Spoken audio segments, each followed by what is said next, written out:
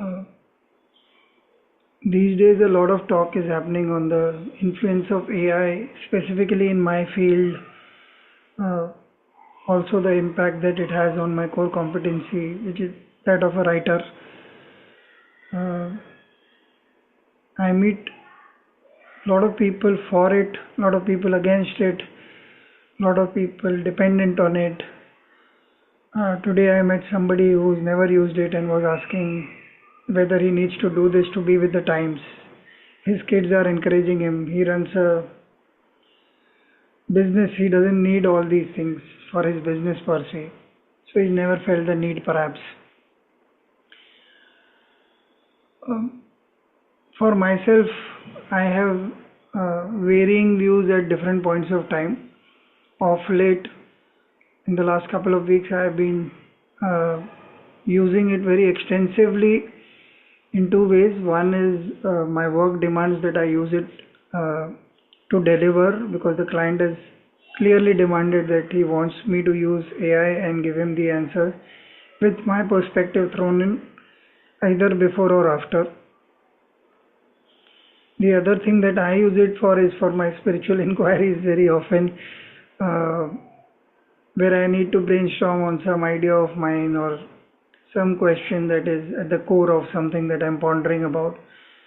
Just this morning, I got a very good answer, and yet I was thinking that when the answer is fairly simple and presented to you in a ready made fashion, maybe it doesn't give me the satisfaction of having stumbled upon it myself. Uh, yeah, one can decide if there is a self or not. That is again different Pandora's box. Uh, which brings me to the topic of the day that has been running in my head for the last couple of minutes. Uh, is how does one define productivity in today's times? And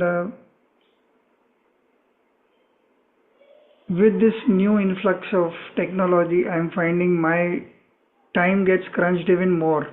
So while I have a lot of things at my fingertips, if I do not use them wisely, I realize that I land up spending a lot more time doing things uh, that I otherwise didn't. So while I am too early into this present state of working life, I am also considering how do I balance out my personal likes dislikes vis-a-vis work that uses technology or doesn't use it, but gives me a healthy balance of the two. Uh, I have my co-conspirator in uh, crime of every kind, mental, spiritual, and mindfulness of a kind that I'll keep looking for. And he is never disappointed. Welcome to the show, Hemant. Thanks a lot, Bunty.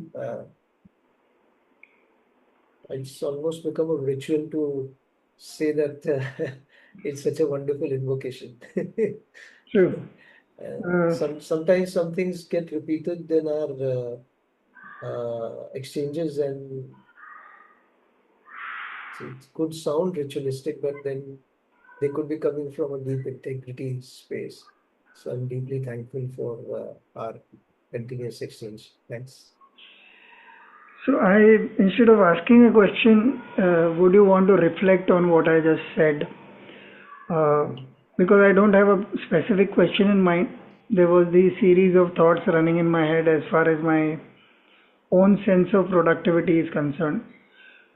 If you want, I can add a provocation to that. One of the things that I am working with ChatGPT. So I was praised that I use good prompts. And as a writer, it didn't make me happy at all because I like the fact that I stumble upon things, I crack ideas.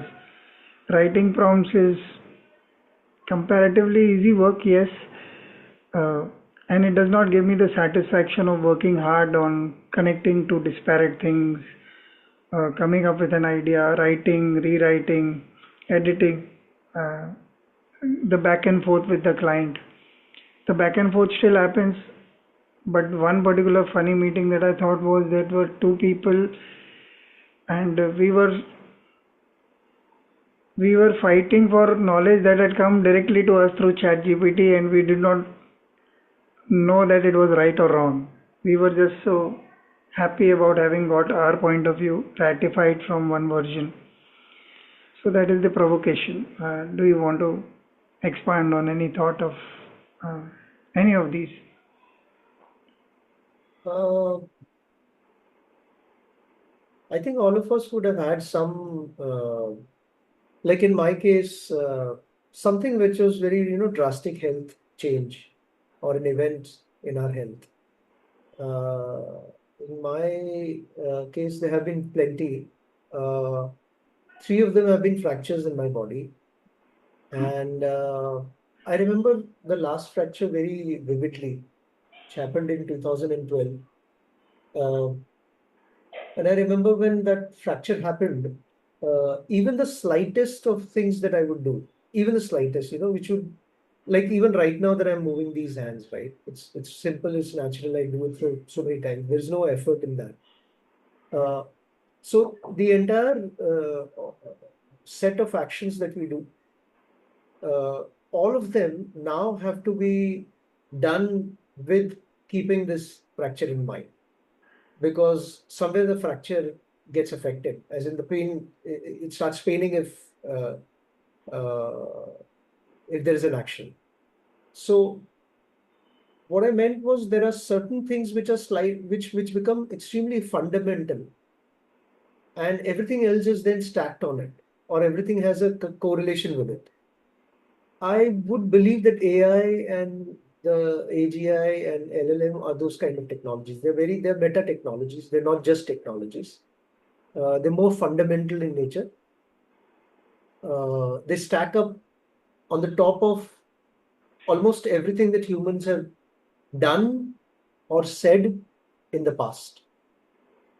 Uh, so it's a stack up, but that doesn't mean all that has been done and all that has been said has been rightly, captured and or interpreted and or used in the past. But it has got a substantial amount of power which no single human can match, or even a group of experts can match.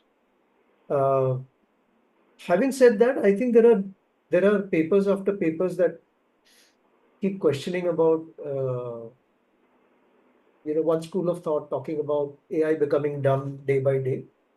Because so imagine on the x-axis and y-axis again, on the x-axis, imagine produced by humans, produced by machines, and on the y-axis, imagine uh, uh, consumed by humans and consumed by machines. So you would typically have a society where produced by human, consumed by human, produced by human, consumed by machines, produced by machine, consumed by machines, and produced by machines and consumed by humans. So currently there is enough uh, substance in all the four quadrants. But over a period of time, if they could, there is this threat that it could narrow down to a lot more production going in favor of machine, and humans just ending up either consuming or creating uh, consumption ecosystem differently from the existing ecosystem. There is another school of thought that believes that because what AI would be able to do, there would be a lot of other things that could happen that we have not imagined in humanity. New kind of roles, new kind of tasks, new kind of products would come. Um, so there are equal arguments on both the sides. I can't even claim that I've read all the arguments. I think I'm still limited by my exposure, my understanding. Um, there's an interesting thing that I remember from a systems thinker called Russell Akoff. Um, in his piece of work, he said there is a distinction between data, information, knowledge, understanding, and wisdom. Uh, and over a period of our lifetime, our idea should be to move towards more and more wisdom so that you can use that wisdom, which is slightly more acontextual or multi-contextual in nature. And then you can play with any kind of data, information, knowledge in some sense. Um I feel that uh, there's a lot of data production, data exchange happening, a lot of information production, information exchange happening. Knowledge exchange is also happening. Uh, but in terms of understanding, we have really not captured all points of views of all the people on all the issues ever. That has never been captured, nowhere. Not in books, not in policies, not in rules, not even in the knowledge that is there in the digital virtual world. Uh, and there could be multiple reasons for it. One is, like, for example, right now we are talking, and suppose Bunty is feeling very uneasy about, uh, when will Hemant stop, hypothetically, or maybe an audience is looking at this and saying, where is this guy even going with the uh, Thought. with he's speaking? But the thing is he able to, are you able to say it right now? You're feeling that inside, maybe, and you're thinking that inside, but you're not able to express. So AI has not really captured it. Now, of course, somebody can argue that, AI can look at your facial expressions and have conjectures around, how you're, how you, ठीक है, वहां तक भी कर लेंगे. But I think there's a lot of human landscape, experience landscape, and conceptual landscape that has yet not come out uh, in the form. The other argument is uh, uh, you always find some kind of a dominant narrative uh, or a very dominant anti-narrative. But beyond the dominant narrative and anti-narrative, there are many more subaltern narratives which never get space. And their lives matter, their experiences matter, their expectations matter. Uh, so I think we are in an interesting phase and point right now where perhaps one way could be where if AI were to compress all the pluralities into lesser pluralities and then wield it upon us, it could be a tyranny of kind. The other option is because AI is able to compute so much, it would create for more pluralities and more liberties of existence. So, it could go either ways, either the tyrannical totalitarian uh, forces or a truly libertarian kind of thing. Just finally, Swami Vivekananda once said that let there be as many religion as many people. I mean, what he really meant was ways to live. Uh, that's the other, that's the second possibility. One is convergence, the other is, one is uniformity and then the other is plurality. So I don't know whether this is really spoken to what you're saying, or maybe we just are two creatures who've had a long day just having some conversation.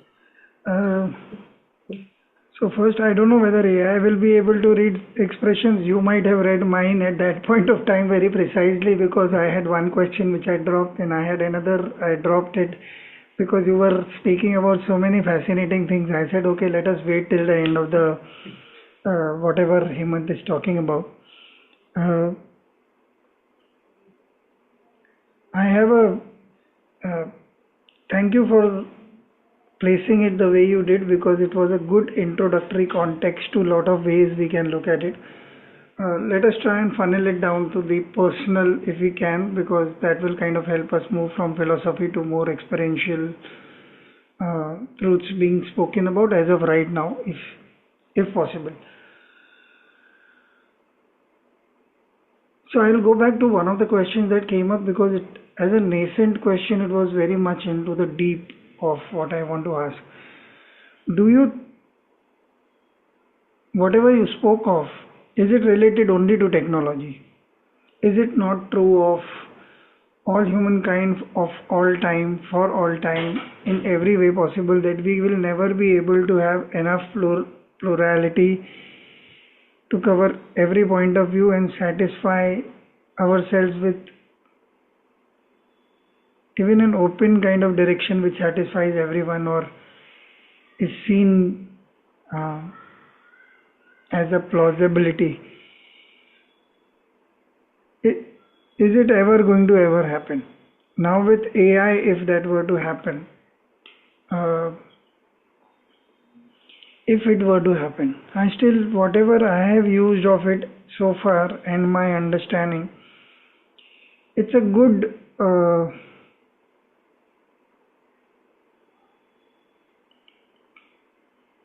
brainstorming app at best so far, where I can use it to ask for options, and the precision and the understanding of the terms that I use as prompts in increasing order of coming close to whatever my thought is that I am searching for. Uh, it manages to give me a reasonable answer at times, and when it doesn't get it, it doesn't admit that it doesn't have it. It comes up with a random answer, which it may have.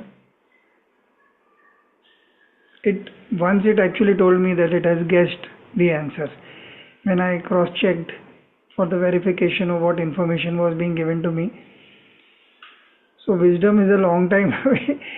Precision of information and data itself sometimes is at risk. My question is, while we are working with this, are we being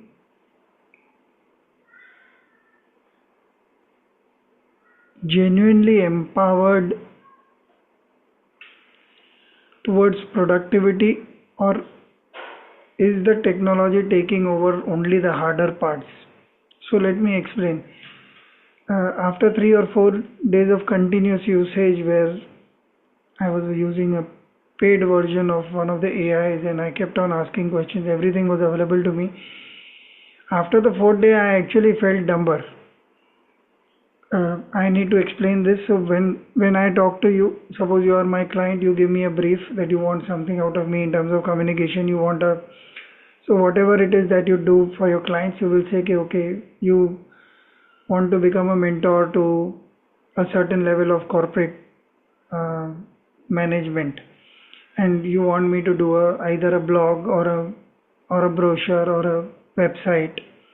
So you tell me what are the things that are in your mind about your uh, target audience one, your own pluses, then the final results that everybody can expect when they interact with your consultancy at that point of your time.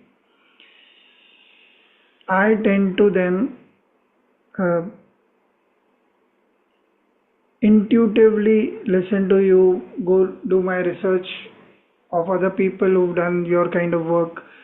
Uh, Also go and look at things that are absolutely unrelated to what you're talking about to see if there is a different kind of metaphor, a different connection, a different benefit that I can derive from it, which is my creative, which gives me my quote unquote high as a what my work in the world is. Now with ChatGPT, I just need to, or any such AI, I just need to feed in all of this and ask, and it gives me 30 versions of the same thing, different answers, of which I like two. Then I keep on asking more questions about those two. Then it finalizes, and after say 15 minutes, half an hour, 1 hour, I get an answer that I was looking for. It is ready made. It works with what I wanted to propose, but there is no work that I have actually done. I have given good prompts. I felt uh, I felt really at loss for what I have quote unquote made myself in all these years as a professional. So there are things I worked on and I've arrived at certain things, and now that is coming for free. So effectively telling me that anybody who has a reasonable grasp of language can just ask and get the same answers that I would otherwise get after a lot of work. Now, does it make me more productive or not? I leave it to you to decide in terms of now that you are hearing this. Uh, for the record, this is the first time I am also articulating it in a manner which is so comprehensively clear about what I felt the other day. So, what do you have to say about this connection with productivity? Yeah, it's a very good invocation, and my long-standing unheeded plea for addressing these questions anywhere I go is that these are questions within questions within questions within questions. And they require a very different kind of half a day, a full day, 2 day kind of meditation and reflection with some kind of mind mapping on a board and then trying to look at even understanding the question. So that's my first caveat. Having said that, there are a few heuristics. Like I remember Rory Sutherland, who's the vice chairman of Ogilvy UK, uh, a guy who's really risen. He's become a rock star speaker now. You should see if you want to follow him. He has this interesting take on this. He says what AI can do is work on a lot of past data and past paradigms. But can AI create a new paradigm? Is still yet to be seen. So within the existing data set and existing paradigms, it can come up with all kinds of combinations and incremental creativity around it. But can it really come up with disruptive creativity? Uh, is a first of all, it's a question mark. The second interesting work that I would definitely like to evoke are uh, there's a company in New Jersey called Emergent Futures Lab. Uh, they are in the space of uh, creating conditions for innovation. Ian Kerr and Jason Frasca are the two founders, and they have an interesting angle to the whole creativity and innovation part. So a lot of what gets passed as creativity or innovation for a long period of time has been modeled around thinking, brainstorming, ideation. And the whole idea and concept is idea first, thinking first, brainstorming first. So which will give you some kind of thing, and you then take it out in the market, and then it will work or not work. And that's the broad framework. You do something cognitively, conceptually, linguistically, visually. You create something, and then you take it out and whatever you want to put it to use to consumer, you try and do that. They have flipped this whole thing and they've said, while you're executing anything that you consider as an idea, you might be surprised to come up with something that you've not thought as an idea. And that's the innovation. And he gives this whole term is called as exaptation rather than adaptation. Example, if you ask the question, how and why did birds have wings? Or were wings developed because they wanted to fly? There is a particular strand in evolutionary thinking which says that wings came on the scene not for the flying function. They came on the scene for protecting function from the environment. And slowly by slowly, there was some micro gliding happening, some things happening. And slowly, the wings that were intended for the function of safety of the body actually had flying function. This is the classic definition of exaptation. A thing intended for something is then put to some other use which was never intended. And that is called emergence, that is called a different kind of disruptive innovation. Now, that is the kind of innovation AI for the time being cannot do. Because for that to happen, it should happen within humans, amongst humans, and a lot of on-the-go computation, human computation, and human collaboration, and then uh, uh, uh, negotiating each other's power space, expectation space.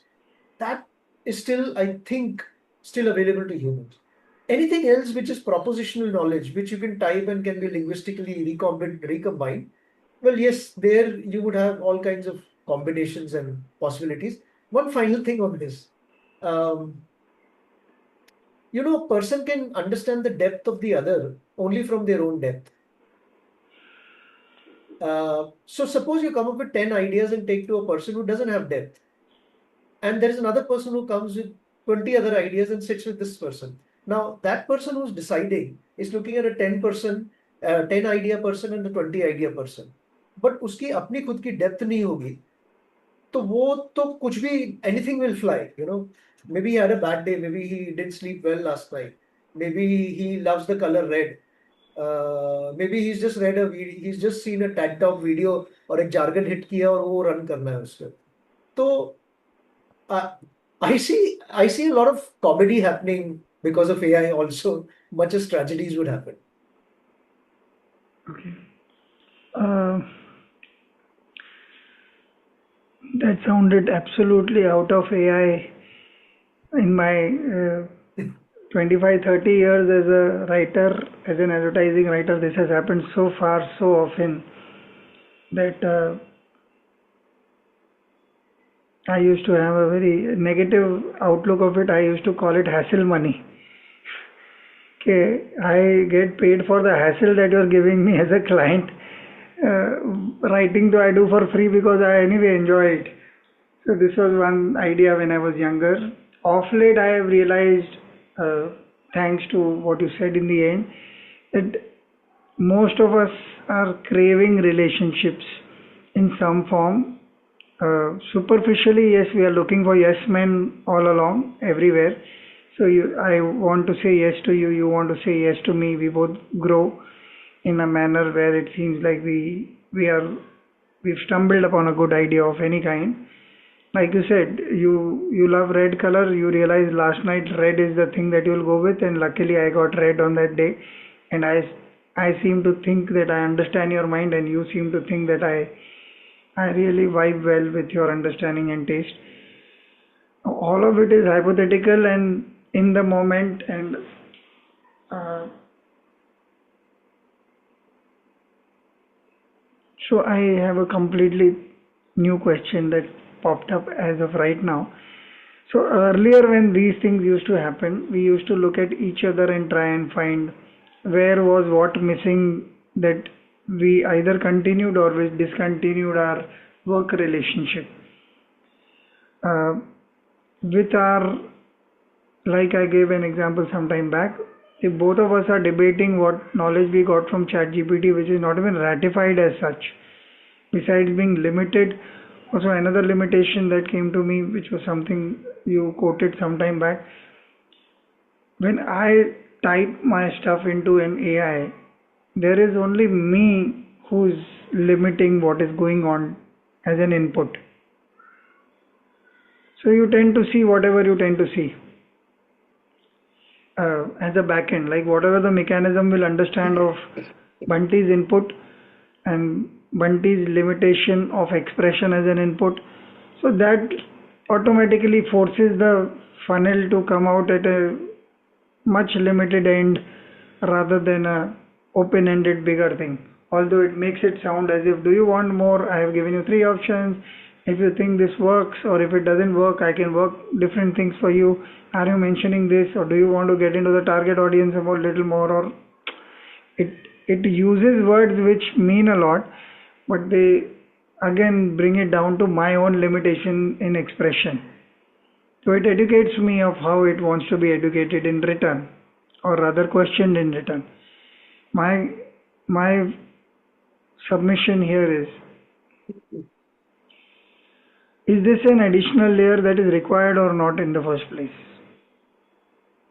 We were doing quite okay when we were talking to each other because there are gestures.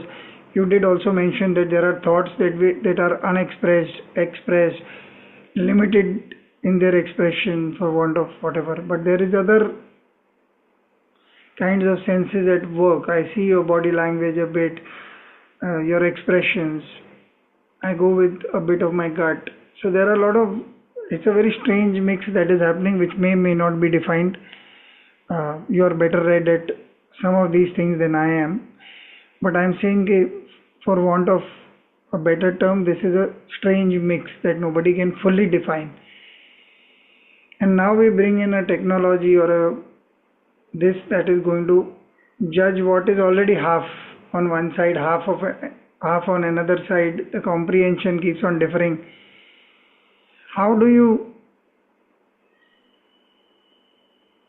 define this AI language so that it remains, at least in the beginning, a point of good communication rather than going off track with what we were intending to mean with each other. I'm saying, is it a distraction? Is it a detour which was not needed? Uh, and we Uh, are just excited because it is happening, and it is, like you said, there are some stories that get the mainstream attention. This is one of those, perhaps. Do you want to ponder on that a bit? so I think there are again, you see, um, again, short hand में ही इसका थोड़ा बहुत probing कर सकते हैं but Hmm.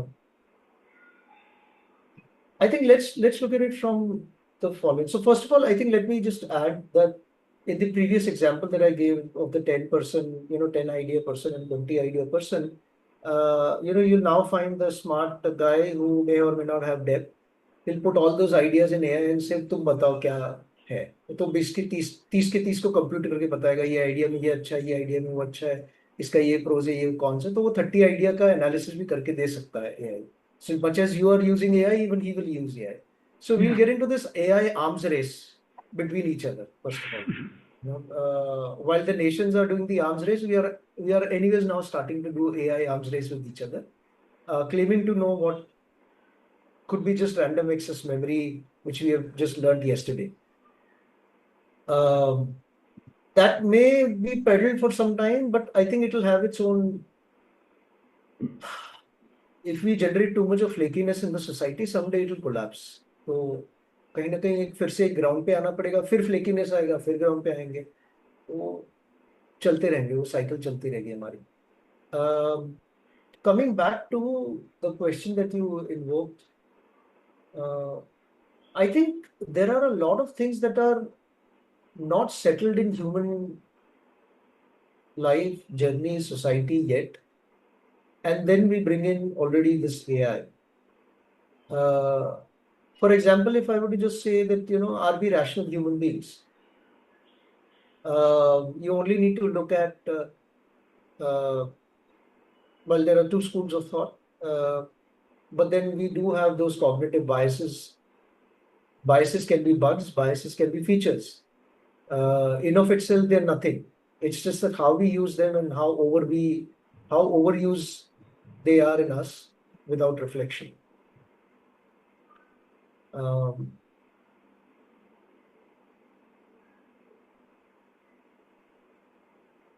there is a gentleman called Professor Rameshwar Rai, who's considered as somebody who taught Vikas Divyakirti.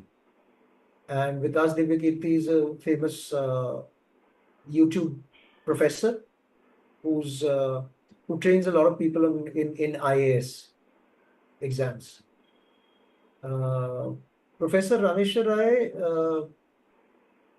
has this interesting framing. He says, शिक्षा क्या आपको परीक्षार्थी बना रहा है या विद्यार्थी बना रहा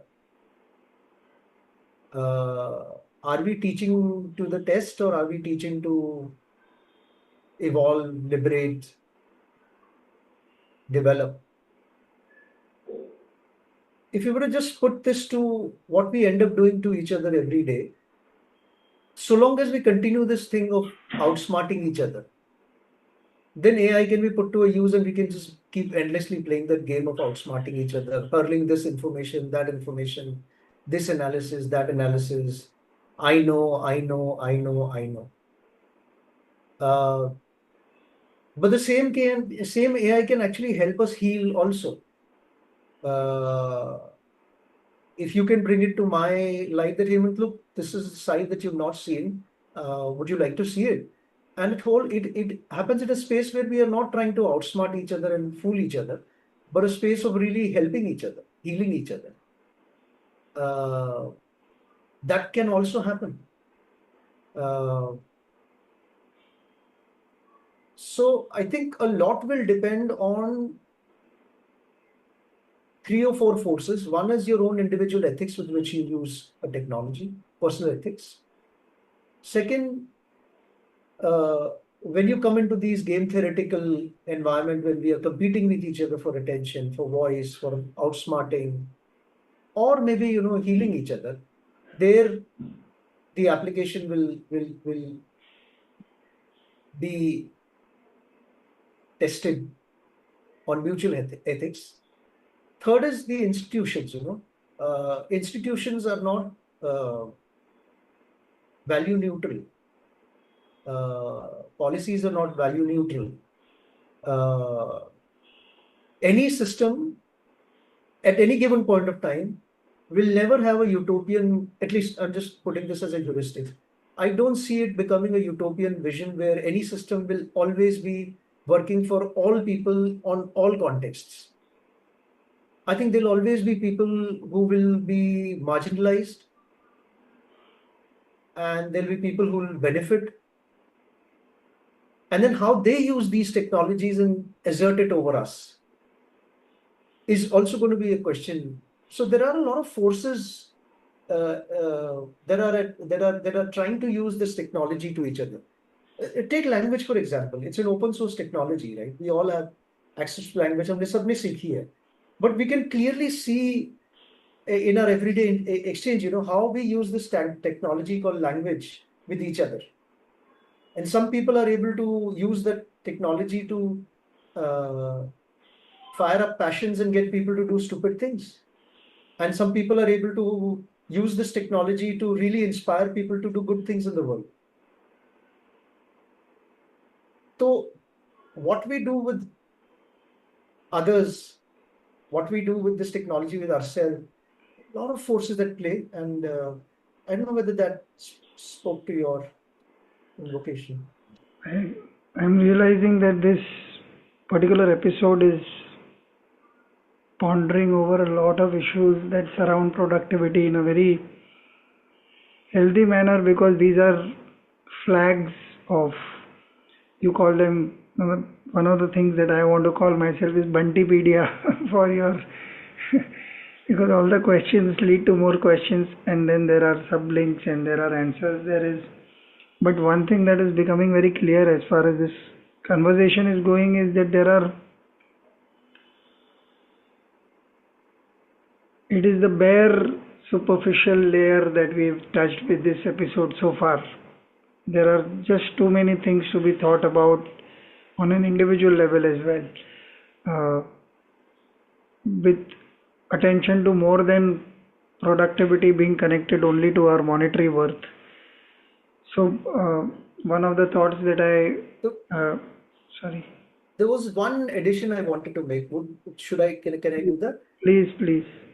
So while I'm stating that, I think there are also two schools at the metascape. One school that believes that technology is not value neutral. AI and all these technologies are not value neutral. And the other school believes it is value neutral. It depends on the actors how they use it. So the first school has people like Tristan Harris. If people are interested, they can look up his work. He was the chief ethics officer at Google earlier with Facebook. He could quickly see that they were going in slightly deviant direction, and he came out and he started an initiative called Time Well Spent, where he started putting out how, without our knowledge, how these technologies are actually playing with our psyche and our emotions. They're trying to put certain interesting ways for dopamine circuitry to be in a certainly different kind of place. There is also in this school people like Neil Postman, who had this interesting take. He said that what problem is this technology? Whatever is the technology, you can ask 7 questions to that technology. A very interesting, clean set of questions. I may not be able to recall, but let me just give it a shot. What problem is this technology trying to solve? Whose problem is it? Who gains from this solving? Who loses out? What new problems might come when we start implementing this? So there are these, I just stated maybe 5 of them, but there are these 7 questions by Neil Postman. And one school of thought would like to believe that yes, we should stop this whole AI arms race and answer these questions. The other believes that it's just stupid to do that, because if we stop, it doesn't mean, I mean, so the current world is talking about China versus America, the AI arms race, the new Cold War that is being seen as. And America believes that if we stop, doesn't mean that China will stop. And if they get ahead, uh, we'll have lost it. So there is also this arms race kind of language and framing that is happening. So before you and I can even think about whether this should happen or not, which is a normative question, a morality question, uh, I think morality is sent out for either Mount Everest or maybe down in the ocean. Ki bhai jaake maja karo. We are just running the show. Uh, Okay. Uh, Thank you for adding that layer. We have enough layers that we don't have an answer of for right now, but you've raised a pertinent question in terms of which you did in a partial manner because you said who is kind of uh, not in those words owning this technology, rather this being available to everyone at every time. So obviously there is a force behind all of this which has brought this to us and which is being presented in the form it is being presented in. Uh, I go back to the question I was about to raise, which was about why is it uh, important to disassociate productivity from my ability to make money, or is it a valid question to ask that how much, why is why this? do we have to connect productivity to how much money we make? Uh, because this whole idea of AI getting into my livelihood and doing things better than I am doing is also eating away at a lot of people. I personally am unsure about what I think about it because I don't work with a fear mindset. Things happen, there are enough number of things out of my control in this life. I don't have to think of what if AI were to do something or not. It might. I don't have a point of view about it, but it's one more thing added to the list of that I cannot control. But what is the actual fear if I were to go down that trail is that will I be able to make money the way I make now, or will my livelihood be threatened? Which is something that is being spoken of in the larger sense of the intellectual and say a little upper middle class people who are into jobs which can be replicated by AI, which is being spoken of. Again, which effectively means when there was this story in the newspaper that some, I think, Assamese movie, where this kid is gone to school in a city and he comes back to visit his grandfather. His grandfather has always just taken a boat from one end to other and ferried people from one end to the other river bank. And now a bridge has come up. So slowly, as the bridge is coming up, the grandfather is thinking whether he will ever have a livelihood again. And he makes peace apparently because the kid keeps talking about education and how he's gaining some new perspectives about life. The movie is something about that. That was the piece. So at that point, it was happening to people who were doing some kind of manual kind of jobs. Now it is happening to people like us, perhaps. My question is more fundamental. Do you think this correlation between productivity and making money is real, or can it be shifted and we can have a new point of view there? I think limited understanding is there are essentially two or three kinds of economy one can envisage. One is an economy where we deliver value and we claim value, where I really deliver value to you and you then give me a value for it. That's one way to look at an economy, and that value could be anything. If you are ill, I cure, you give me a value. If you're sad and I talk to you and you feel good, if I'm not your friend and I'm a professional counselor, you give me value. If you buy rice, if you want to buy rice, I give you rice, you give me value. So there is this element of the real value exchange, and then there is the element of perceived value or virtual value exchange. Uh, I think within economics itself, they still not settled the question of real value of products and services.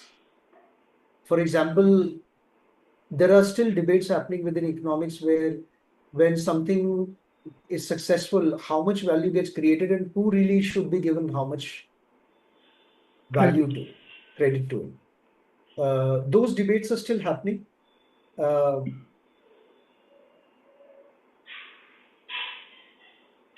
and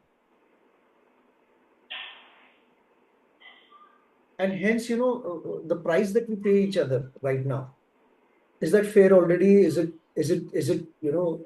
as you say that, I mean, we have settled that thing by somehow agreeing that markets are fair. But I don't think markets are always fair for all the people. I don't know how to even wrap my head around this question of fairness by market. And we're now entered into, for the last 2-3 decades, into the knowledge economy, the information economy. Now, obviously, if we are in a knowledge economy and information economy, all of us will be required to churn certain knowledge, certain information, certain opinions, judgments, and we'll be called into exchanging that with each other.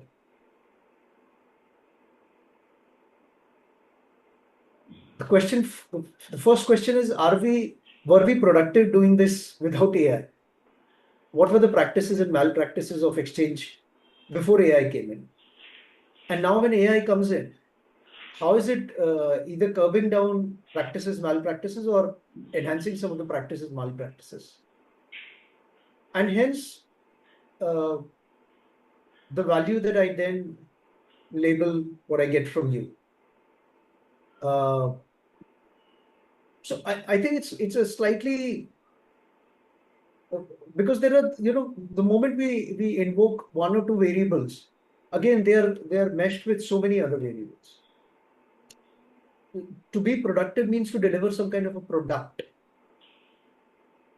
That product has to solve something for you, for each other in some way. If it has AI in it, if people are competing, if still the current market practices continue, then people will say, okay, I mean, you go and learn AI and do it. Because if you don't do it, somebody else is going to do it. Now, if you don't do it and somebody else will be doing it, this framing, this rule, this heuristic, this principle has been in use for more than a century, and we never questioned it. So today, when the AI has come in and when somebody uses it and doesn't use it, and we're questioning it, we need to see what was happening earlier. Were they good enough practices? And we are straight away, going again with that. And lastly, I think world over, the state and the market have been in tussle. Okay, let me reframe. I think there are political point of view that says as less state as possible, let the market, let people decide what they want to do with their life through markets.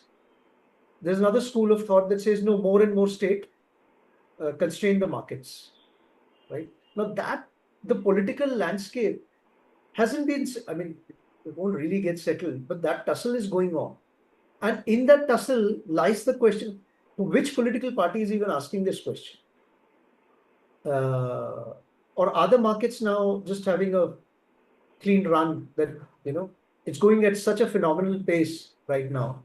Nobody's got the time to even wrap the head around what is the technology, what is it trying to solve, who are getting impacted, Are these impacts the same as the labor unions that lost a lot of jobs, factory jobs, um, when factories were being shut down, or offshoring was happening, or outsourcing was happening?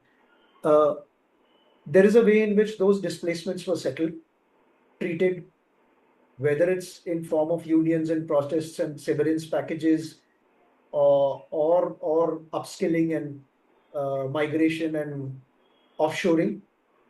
Uh, so these questions are so I don't even know whether I'm qualified to address these questions. I think I need a team to work with to look at these questions to yeah. It's rare that you don't have a two by two to fall upon, uh, and the context being heavy for both of us at one point of time. And this entire episode seems to be filled with every stream of thought needing uh, to study the streamlets that came into that particular stream of thought, as well as the ones going out of that, because they are not easy classifications that we are looking at. There Uh, was one 2 by 2 invoked, if you remember, produced by machines, yeah, produced yeah, by yeah. humans and consumed by machines. I am not even denying the power of your two by twos. I am just saying that at some point you come to a question where you're saying we are not equipped enough at this point of time, and this episode, uh, I think this episode will have every 5 minutes coming to the same thing. We are not equipped. yes, yes.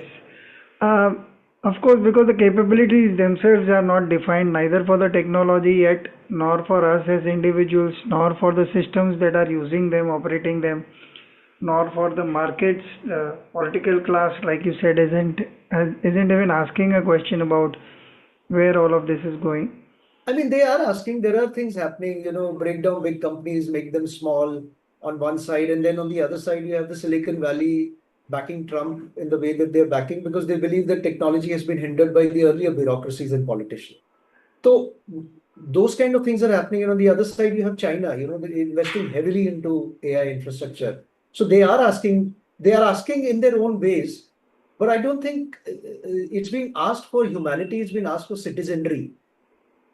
In the name of citizenry and humanity, of course, there is a lot of entrepreneurship happening, political or economic. True.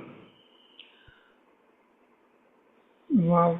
This considering the fact that I did not have a episode idea in mind, and when we started, it was very nascent and fragile at best. This is a very thought-provoking episode by itself. A lot of thoughts that I would want to be left with in terms of thinking over uh, how I want to tackle it personally, and also how I see the system is uh, going to integrate it in our work lives as we go along, making us, like you said, productive in a way where we are fulfilling somebody's need. Uh, yeah, and something you would want to add to that? I remember a quote, actually, I don't know whether it's Confucius or somebody from Asia, which goes that I would rather be a warrior in a garden than a gardener in a war. Yeah, So to be a warrior in the garden is to equip yourself with AI in the garden rather than being a gardener when the war is out. So true. Um, yeah, I will leave it to that. That's a very good way to end the episode. Thank you for your time. Thank you for your uh, immensity of both kindness and openness to discuss topics that we don't have ready answers for, where we are able to live with the vulnerability of admitting that we do not know. I am so very glad to have your company in so many episodes, and hopefully these kind of conversations will continue between us. Thank you so much. thank you so much, man. Thanks. Thanks. Sir.